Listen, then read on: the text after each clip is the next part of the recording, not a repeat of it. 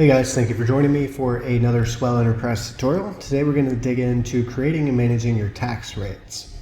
So in order to get started, go ahead and click on the three dots in the upper navigation here, or if you've already shortlisted this on the sidebar, you can navigate to it from there.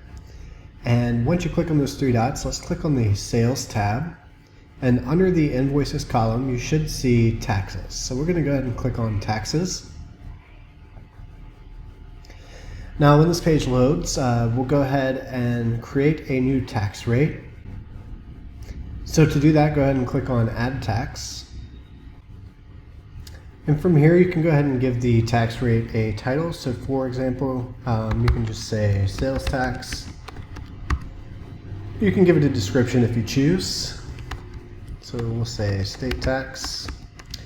And then you can choose to give it a percentage here. We'll go with 7%. And then you can click on Create New Tax Rate. Now I've already done this, so I'm not going to actually save this. But once you're done, you then should be able to go to your invoices or estimates, and I'm going to click on New Invoice in this example.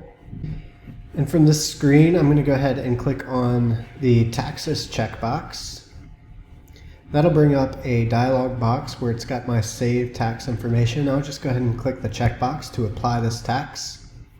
And I'll go ahead and start adding some line items here so I can start calculating it out. And you'll see below, as I start adding line items, my tax rate is automatically calculated for me down below.